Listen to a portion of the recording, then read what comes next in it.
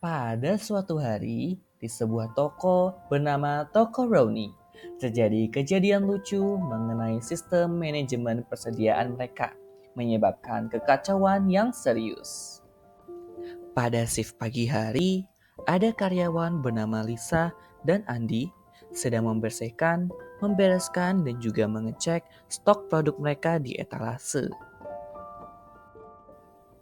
Ih, kenapa pelanggan pada batal order semua? Ini stok sabun kita udah habis total nih. Gimana nih Andi? Loh, saya kira masih banyak Bu. Saya lupa ngecek. Hehehe. Hah? Lupa? Waduh, kita bisa rugi besar Andi. Bulan ini target penjualan kita bisa nol. Ya, seperti itulah hiruk pikuk di sebuah toko dengan karyawannya dan juga pemilik tokonya. Patut dimaklumi. Latar berpindah ke dalam gudang dari sebuah toko Roni. Toko Roni memiliki gudang untuk menyimpan stok barang dagangan mereka. Dengan suasana gudang yang sangat berantakan dengan kardus kosong, meja yang agak berantakan dan juga suasana yang muram. Andi duduk di depan laptop dengan wajah yang sangat stres. Lisa, seorang pemilik toko, mondar-mandir kebingungan. Di layar laptop tertulis stok habis. Pelanggan menunggu. Aduh, pelanggan terus nanya barang, tapi kita nggak punya stok. Gimana ini Bu Lisa? Loh, gimana sih kamu Andi? Tadi kamu bilang kamu lupa cek stoknya, sampai nol seperti itu. Dulu kamu pernah kebanyakan belinya, sampai semua expired. Sekarang sampai nol. Ya gimana sih kamu?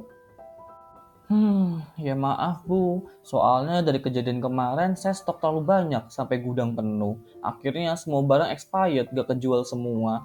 Ya walaupun kejual sebagian, terus saya juga nggak mau mengulangi kesalahan.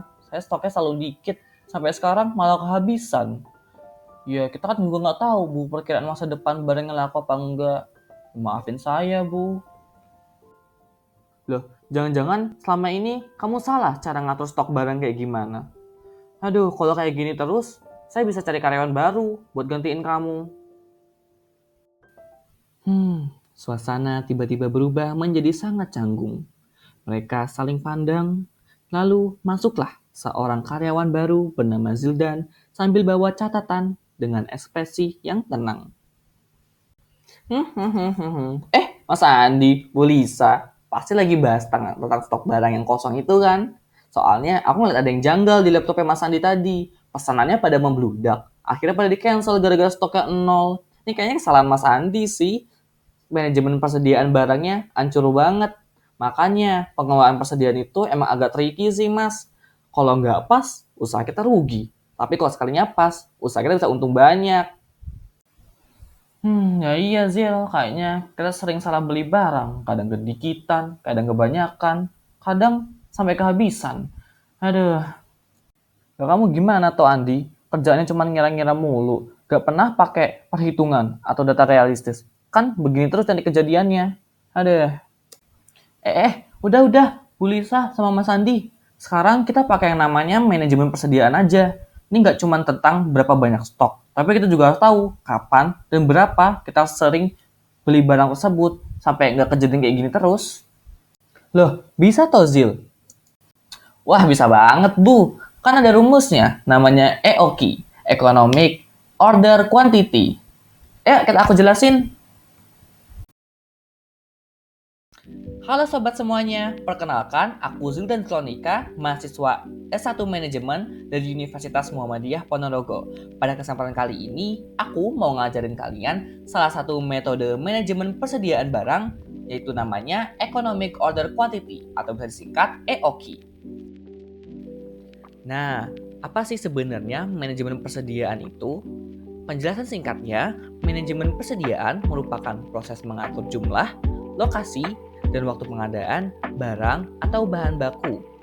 Dari penjelasan tersebut, tujuan dari manajemen persediaan agar barang selalu tersedia saat dibutuhkan, tidak ada kelebihan stok yang menyebabkan kerugian atau barang termakan waktu expired, dan terakhir, proses produksi atau penjualan berjalan lancar tanpa hambatan. Nah, selanjutnya komponen utama manajemen persediaan. Kira-kira ada apa aja ya? Yang pertama, jumlah persediaan atau quantity. Berapa banyak sih barang yang harus disimpan? Nah, itu menjawab dari salah satu poin komponen utama, yaitu quantity. Jangan seperti video sebelumnya ya, mereka tidak tahu bagaimana menghitung berapa banyak jumlah yang harus disediakan di dalam gudang, sehingga banyak yang menumpuk dan expired, atau kekurangan sehingga stok sering kosong. Walaupun order belum bludak, akhirnya terkena cancel order. Yang kedua, waktu pemesanan atau reorder point. Kapan harus pesan ulang agar stok tidak habis? Seperti itu. Setelah stok barang kita habis, kapan sih kita harus membelinya ulang agar pesanan terus berlanjut? Tidak terjadi seperti kejadian drama sebelumnya. Yang ketiga, lead time. Waktu yang dibutuhkan sejak barang dipesan hingga diterima. Yang keempat, EOQ atau Economic Order Quantity yang akan menjadi poin pembahasan selanjutnya. EOQ kurang lebih adalah jumlah pesanan paling optimal untuk menghemat biaya penyimpanan dan pemesanan. Nah, salah satu metode ini yang akan kita jelaskan dan juga akan diterapkan pada toko Rowney yang ada pada drama sebelumnya. Nah, selanjutnya kita akan membahas poin utama dari pembahasan ini, yaitu apa itu EOQ. EOQ merupakan singkatan dari Economic Order Quantity, yang dimana jumlah pembelian persediaan paling optimal, yang meminimalkan total biaya persediaan, termasuk biaya pemesanan atau ordering cost dan biaya penyimpanan atau holding cost. Tujuan EOQ sendiri adalah agar pemilik toko ataupun stok gudang tidak terlalu sering membeli stok pedagang yang akan disimpan pada gudang agar kita hemat biaya pesan dan juga tidak terlalu sering ataupun tidak terlalu banyak simpan barang sehingga kita menghemat biaya gudang agar tidak terjadi drama sebelumnya yang dimana mereka terlalu sering menumpuk barang sehingga expired dan kemakan usia. Nah, rumus EOQ sendiri adalah akar 2DS per H. Keterangannya adalah D melambangkan demand atau permintaan, jumlah kebutuhan per pembelian atau tiap pembelian barang per tahunnya. S melambangkan order cost atau biaya setiap kali melakukan pemesanan.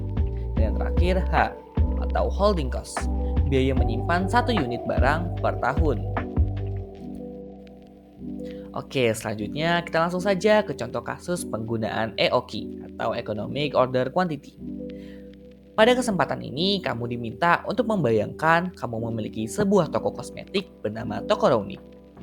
Toko Rowney setiap tahunnya membutuhkan sebanyak 1.200 batang sabun untuk menjadi stok barang dagang yang ada di gudang yang akan dijual belikan. Biaya pesan tiap kali di stok sebesar Rp50.000 dan biaya simpan per batang sabunnya per tahun sebesar Rp2.000. Rumus yang digunakan seperti pembahasan sebelumnya, EOQ sama dengan akar 2 dikali D dan S per H. Nah, kalau kalian masih ingat, apa saja yang akan dimasukkan ke dalam rumus tersebut? Langsung saja kita bahas saja ke hitung-hitungannya. EOQ sama dengan akar 2 dikali 1.200, yang dimana 1.200 ini merupakan banyaknya kebutuhan Toko Rowney dari produk sabunnya dikali 50.000 yaitu biaya pesan tiap kali restock per Rp2.000 yaitu biaya simpan per batang sabun per tahunnya. Apabila kita hitung akan menghasilkan akar Rp6.000 atau apabila kita konversikan ke dalam unit produk sebanyak 245 unit. Sampai sini semoga kalian sudah mengerti ya. Nah, setelah kita memahami apa itu EOQ, selanjutnya kita juga perlu memahami reorder point, salah satu poin penting dalam manajemen persediaan. Reorder point adalah titik penentuan di mana kita harus melakukan pembelian ulang dari stok persediaan barang dagang kita. Langsung saja kita ke contoh kasusnya. Kalau lead time kita ada 5 hari dan rata-rata penjualan kita sebanyak 10 unit per hari, maka reorder point-nya adalah 5 dikali 10. 5 menentukan 5 lead time 5 hari dan 10 merupakan berapa banyak unit penjualan per harinya, itu 10. 5 dikali 10 sama dengan 50 unit. Jadi saat stok tinggal 50, kita langsung pesan lagi. Mudah bukan? Kita menentukan reorder point-nya. Nah, gimana? Dengan sistem ini kita bisa hindari dua hal berbahaya. Yang pertama, kehabisan stok dan juga overstock. Dan juga kita juga tahu kapan dan juga berapa banyak unit yang harus kita beli. Kalau dari tadi contohnya, kita harus memiliki sebanyak 245 unit produk. Dan juga kita harus membeli ulang ketika produk kita tersisa 50 unit. Wah, ternyata segampang itu ya. Kenapa nggak dari dulu kita nggak pakai cara ini? Kan nggak akan terjadi hal-hal kayak gini. Aduh. Nah iya Bu, tapi lebih baik terlambat daripada kita nggak tahu sama sekali. Kalau kita nggak tahu sama sekali, yang ada bangkrut tokonya. Nah, makanya mulai dari sekarang kita harus hitung kebutuhan real toko kita agar toko kita sukses selalu.